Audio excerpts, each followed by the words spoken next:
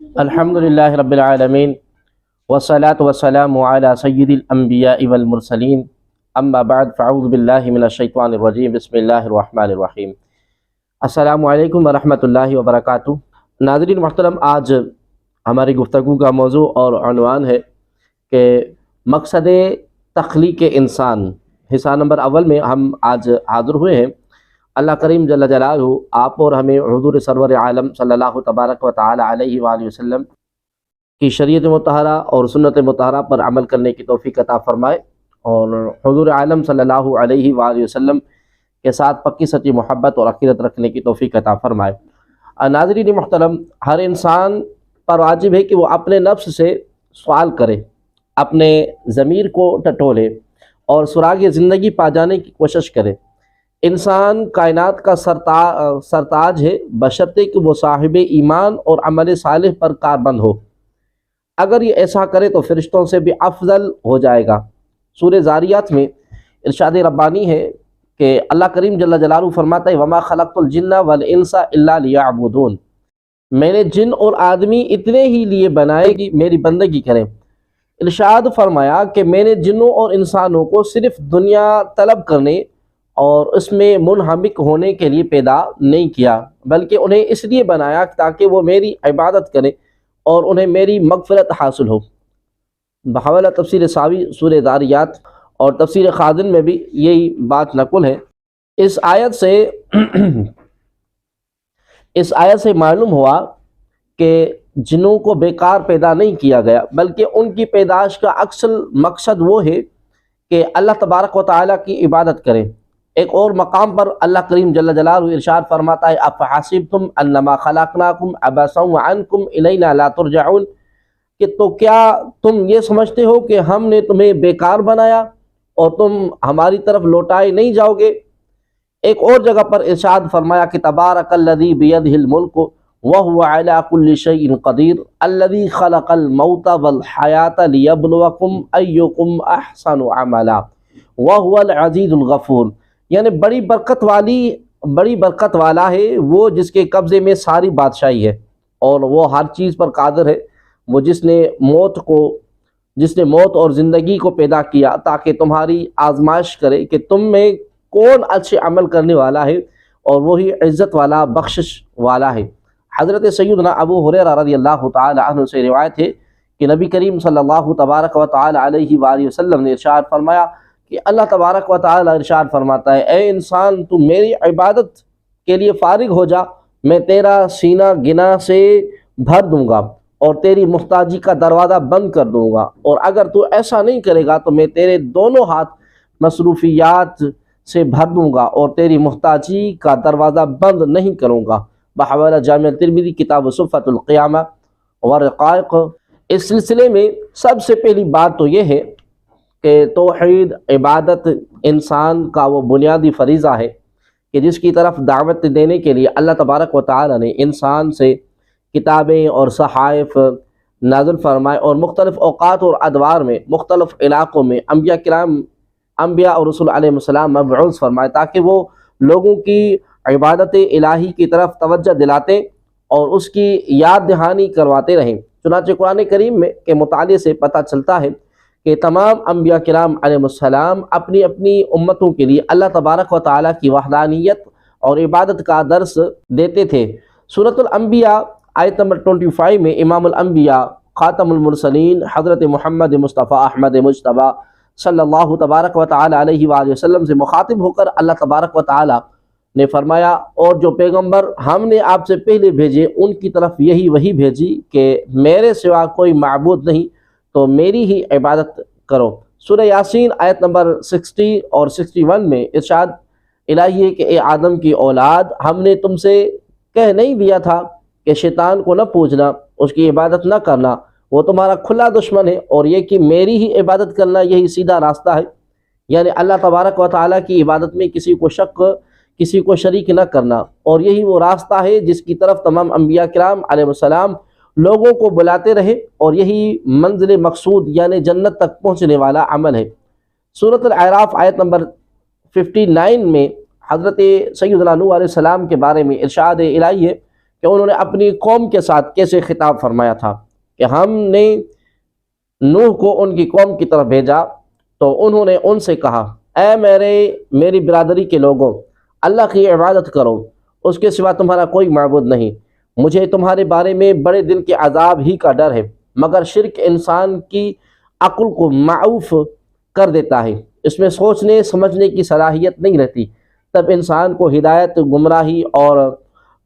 گمراہی ہدایت نظر آتی ہے۔ چنانچہ قوم نوح علیہ السلام کو بھی یہی قلب ماہیت ہوئی، ان کو حضرت نوح علیہ السلام جو اللہ تبارک و تعالی کی توحید کی طرف اپنی قوم کو دعوت دے رہے تھے، نعوذ باللہ گمراہ نظر آئے تھے۔ اسی طرح سورہ اعراف آیت نمبر 65 میں قوم عاد کی طرف بھیجے گئے نبی حضرت ہود علیہ السلام کے بارے میں ارشاد الہی ہے، اور اسی طرح قوم عاد کی طرف ان کے بھائی ہود کو بھیجا۔ انہوں نے کہا کہ بھائیو، اللہ کی عبادت کرو، اس کے سوا تمہارا کوئی معبود نہیں۔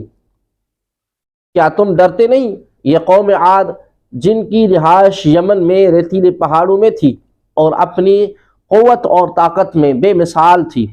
ان کی طرف حضرت ہود علیہ السلام جو اس قوم کے ایک فرد تھے، اس قوم کے نبی بن کر آئے۔ اسی سورۃ الاعراف کی آیت نمبر 73 میں قوم سمود کی طرف بھیجے گئے نبی حضرت صالح علیہ السلام کے بارے میں ارشاد الہی ہے، اور ہم نے قوم سمود کی طرف ان کے بھائی صالح کو بھیجا تو صالح نے کہا کہ اے قوم، اللہ کی عبادت کرو، اس کے سوا تمہارا کوئی معبود نہیں، تمہارے پاس تمہارے رب کی طرف سے ایک معجزہ آ چکا ہے، یعنی یہی کہ اللہ کی اونٹنی تمہارے لیے معجزہ ہے، تو اسے آزاد چھوڑ دو تاکہ اللہ کی زمین میں چرتی پھرے، اور تم اسے بری نیت سے ہاتھ بھی نہ لگانا، ورنہ دردناک عذاب تمہیں پکڑ لے گا۔ سورۃ العنکبوت آیت نمبر 16 میں حضرت ابراہیم خلیل اللہ علیہ السلام کے بارے میں فرمان الہی ہے کہ اور ابراہیم کو یاد کرو جب انہوں نے اپنی قوم سے کہا کہ اللہ کی عبادت کرو اور اس سے ڈرو، اگر تم سمجھ رکھتے ہو تو یہ تمہارے حق میں بہتر ہے۔ سورہ یاسین آیت نمبر 22 میں اسرائیل کے ایک شخص جس کا نام مفسرین نے حبیب نجار ذکر کیا ہے کہ یہ الفاظ منقول ہیں کہ اور مجھے کیا ہے کہ میں اس کی عبادت و پرستش نہ کروں جس نے مجھے پیدا کیا اور اس کی طرف تم کو لوٹ کر جانا ہے۔ آپ اندازہ کریں کہ وہ کتنا نیک اور اللہ تبارک و تعالیٰ کا عبادت گزار بندہ ہوگا جس کا ذکر قرآن مجید میں اللہ تبارک و تعالیٰ نے سورہ ہود کی دوسری آیت میں امت مسلمہ کو حکم دیتے ہوئے نبی اکرم کی زبان مبارک سے فرمایا، وہ یہ ہے کہ اللہ کے سوا کسی کی عبادت نہ کرو اور میں اس کی طرف سے تمہیں ڈرانے والا اور خوشخبری دینے والا ہوں۔ سورہ بنی اسرائیل آیت نمبر 23 میں اللہ تبارک و تعالی نے فرمایا، اور تمہارے رب نے ارشاد فرمایا ہے کہ اس کے سوا کسی کی عبادت نہ کرو اور ماں باپ کے ساتھ بھلائی کرتے رہو، اگر ان میں سے ایک یا دونوں بڑھاپے کو پہنچ جائیں تو ان کو اف تک نہ کہنا اور نہ انہیں جھڑکنا اور نہ ان سے بات ادب سے کرنا۔ اس آیت میں اللہ تبارک و تعالی نے اپنی عبادت کے بعد دوسرے نمبر پر والدین کے ساتھ حسن سلوک کا حکم دیا، جس سے والدین کی اطاعت، ان کی حرمت، ان کے ادب و احترام اور اہمیت واضح ہو جاتی ہے، یعنی ربوبیت الہی کے تقاضوں کے ساتھ اطاعت والدین کی تقاضوں کو ادا کرنا ضروری ہے۔ سورۃ البقرہ آیت نمبر 133 میں ہے کہ حضرت یعقوب علیہ السلام نے وفات کے قریب اپنے بیٹوں سے پوچھا، جس وقت یعقوب وفات پانے لگے تو اس وقت موجود تھے؟ تو تم اس وقت موجود تھے جب انہوں نے اپنے بیٹوں سے پوچھا کہ میرے بعد تم کس کی عبادت کرو گے؟ انہوں نے کہا کہ آپ کے معبود اور آپ کے باپ اور دادا ابراہیم، اسماعیل اور اسحاق کے معبود کی عبادت کریں گے جو معبود یکتا ہے اور ہم اس کے فرما بردار ہیں۔ سورۃ زمر آیت نمبر 2 میں اللہ رب العالمین نے اپنے آخری نبی حضرت محمد مصطفیٰ صلی اللہ علیہ وآلہ وسلم سے مخاطب ہو کر فرمایا، اے پیغمبر، ہم نے یہ کتاب آپ کی طرف سچائی کے ساتھ نازل کی ہے، تو اللہ کی عبادت کریں، یعنی اس کی عبادت کو شرک سے خالص کر کے۔ غرض تمام انبیاء و رسول علیہ السلام نے اپنی اپنی قوم کو اللہ تبارک و تعالیٰ کی وحدانیت عبادت کی دعوت دی تھی، حتیٰ کہ جب اللہ تبارک و تعالیٰ نے اپنی آخری کتاب قرآن کریم کو نازل فرمایا اور اپنی پسندیدہ دین اسلام کی تکمیل فرمائی اور اپنے آخری نبی حضرت محمد مصطفیٰ صلی اللہ علیہ وسلم کو مبعوث فرمایا، تو اپنی کتاب خالد قرآن کریم، اپنی کتاب خالد قرآن کریم میں یہ اعلان فرما دیا کہ جن و انس کی تخلیق کی غرض و غایت یہ ہے کہ وہ اللہ تبارک و تعالیٰ کو اپنے رب یعنی پروردگار کی حیثیت سے پہچانے اور صرف اس کی عبادت کرے، اور انسان و جنات کی تخلیق کا مقصد وحید ہی عبادت قرار پایا، جیسا کہ سورۃ الذاریات کی آیت نمبر 56 میں ارشاد الہی، اور میں نے جنوں اور انسانوں کو صرف اس لیے پیدا کیا ہے کہ وہ میری عبادت کریں۔ ہر انسان جو عاقل اور بالغ اور صاحب ہوش و خرد ہے، اس پر واجب ہے کہ وہ اپنے نفس سے سوال کرے، اپنے ضمیر کو ٹٹولے اور اپنے غرباء میں جھانکے، بلکہ اپنے من میں ڈوب کر سراغ زندگی پا جانے کی کوشش کرے، اور اس کے لیے اپنے آپ سے پوچھے، میں اس دنیا میں کیوں پیدا کیا گیا ہوں؟ اس زمین پر میری ڈیوٹی کیا ہے؟ مجھے ساری کائنات سے ممتاز کیوں بنایا گیا؟ انسان کی فوقیت اور برتری اور ممتاز مقام کا ثبوت تو خود قرآن کریم میں مذکور ہے۔ یہ شرف، فضیلت اور یہ حیثیت ہر انسان کو حاصل ہے، چاہے مومن ہو یا کافر، کیونکہ یہ شرف دوسری مخلوقات، حیوانات، جمادات، نباتات وغیرہ کے مقابلے میں ہے، اور یہ شرف متعدد اعتبار سے ہے، جس طرح کی شکل و صورت، قدر و قامت اور حیت اللہ تبارک و تعالی نے انسان کو عطا کی ہے، وہ کسی دوسری مخلوق کو حاصل نہیں ہے۔ جب بحیثیت انسان چاہے مسلم ہو یا کافر، اسے بہت سی مخلوقات پر فضیلت اور برتری اور فوقیت اور امتیاز حاصل ہے، تو جب یہی انسان نہ صرف محض کلمہ گو مسلمان بلکہ باعمل مومن ہو، تو اپنے ایمان، عمل اور اللہ تبارک و تعالیٰ کی عنایت سے وہ تمام مخلوقات حتیٰ کہ فرشتوں سے بھی بالا تر ہو جاتا ہے، جس کا واضح ثبوت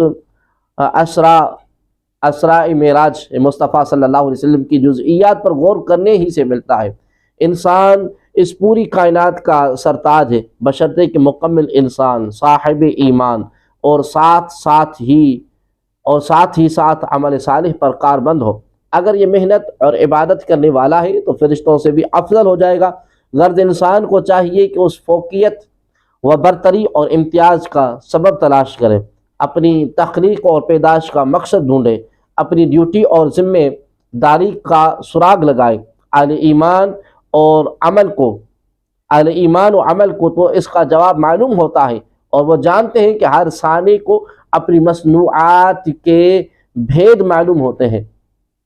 کہ اس نے انہیں اس شکل و صورت میں کیوں تیار کیا۔ انسان کا ثانی یا خالق یعنی اس کا پیدا کرنے والا اور اس کے تمام امور و معاملات کی تدبیر کرنے والا چونکہ اللہ تبارک و تعالی ہے، لہذا آئیے اپنے رب ہی سے عرض کر لیتے ہیں، اے اللہ، تو نے اس کو کیوں بنایا؟ کیا اسے صرف کھانے پینے کے لیے بنایا گیا؟ کیا اس کی تخلیق کا مقصد صرف لہو لعب ہے